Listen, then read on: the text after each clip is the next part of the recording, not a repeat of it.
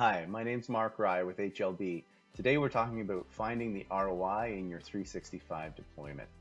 Now, this was a question that was recently posed to me, and it's not something that I had thought a lot about because from the other side, we tend to see so much value in the platform. But it was an interesting exercise, and I want to just walk you through what we found. So Microsoft is where I started, and they actually have tools that will allow us to identify and calculate the ROI from a 365 deployment. Where you can start is by searching 365 ROI or follow the URL that's on the screen. That will take you to a page where you can input information about the business, and from that, a report will be generated which will describe the ROI that you could expect from investing and deploying Microsoft 365. I went ahead and did that for a fictional company of 20 employees. And here's an example of what we got back. And you can see over a 3-year period, they're describing here a $280,000 impact that a Microsoft 365 project is having on this particular company. So when you look at that, I'm not sure that a lot of organizations that have purchased Microsoft 365 licensing are really seeing that kind of return. So I wanted to dig in on that and see what was really going on there. And what you very quickly realize is that there's a big difference between the licensing that you have for a platform like 365 and then what's actually used. So when we take a look and think about how do we get started with 365 and where does the licensing begin and end in terms of what's being used, this is the typical story that we find. So usually Exchange and the hosted email is the first thing that an organization would move to 365 for. So over the past number of years, there's been a desire to move off of an Exchange server, an on-premise or hosted Exchange server. And Microsoft 365 has really been the go-to email service for both small, medium, and even large organizations as well. So keeping that in mind, we take a look at the licensing that would be suitable for that sort of project to move email to the cloud. What very quickly becomes apparent is that your users in that example would like to make use of the Outlook application if they're used to it. That's something that you'd want to keep. And Outlook, Word, Excel, PowerPoint, and OneDrive are bundled in this Office 365 bundle that, together with Exchange, leads us to go from just simply the email system to email plus Office, which really adds up to Business Premium. So this Business Premium bundle is what you see on the screen here. Now, keep in mind, this is where most organizations, I think, really stop or slow down with their progression with 365. And I think that's the biggest reason that if you're not seeing those returns on the investment, that's probably why, is that you're only using a portion of the functionality here. Some of these other applications that really add so much to that ROI are going to be, well, OneDrive is what I would consider a shoulder application in between Office and the rest of these applications that we'll talk about. But certainly understanding what OneDrive is and how to use it in the context of everything else is important. SharePoint, Teams, Intune, Azure Information Protection, and Conditional Access. I think a lot of organizations, they look at these as just other apps in the bundle, and they never really dig in and never really deploy them effectively and get that full return. But when we do, that's where all of the automation and the cohesiveness of the platform is when we get the rest of these applications plugged in and working together.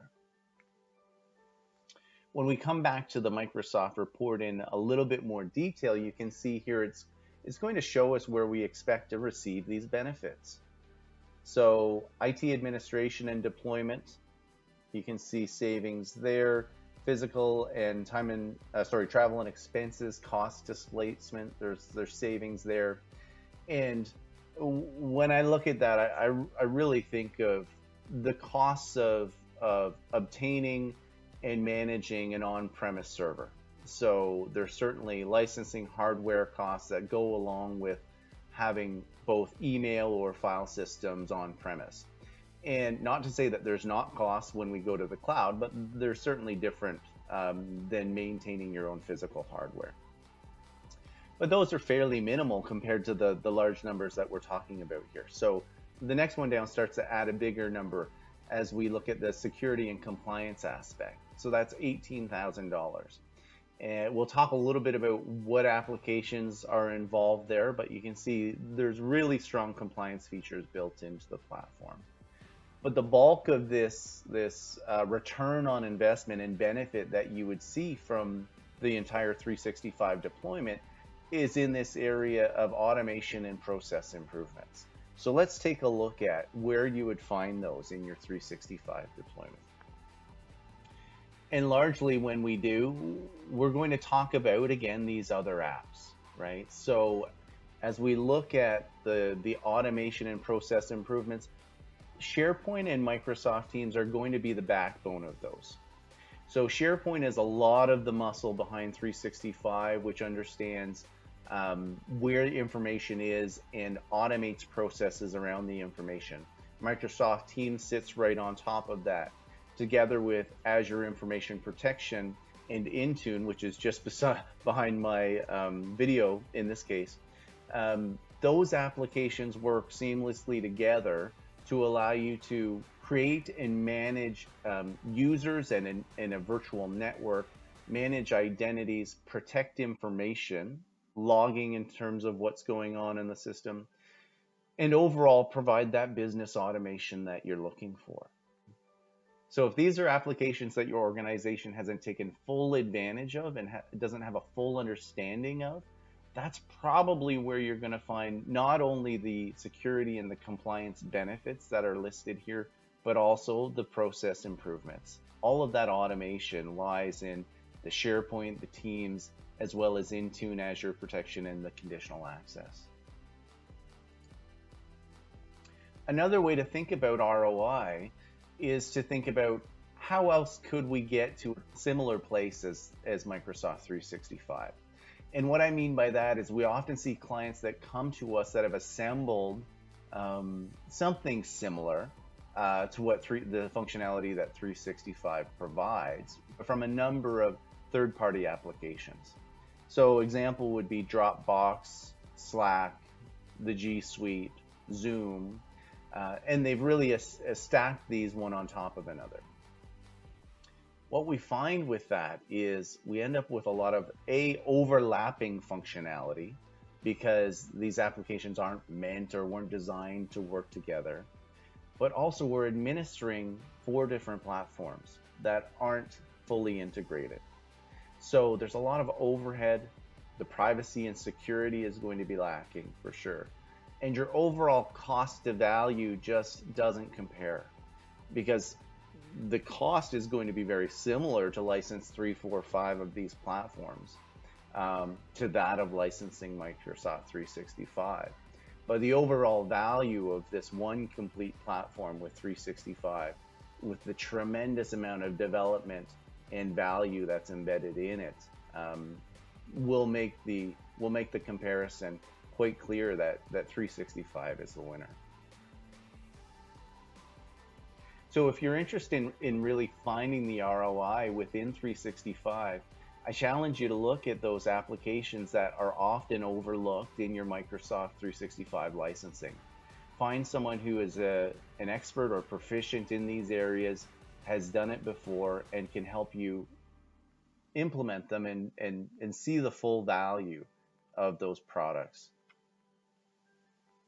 HLB has been implementing Microsoft 365 for a number of years. We've helped a number of clients move fully to the cloud and take advantage of not just those cursory or basic apps and functionality, but the full platform. If you're interested in learning more, feel free to reach out and we'd be glad to discuss.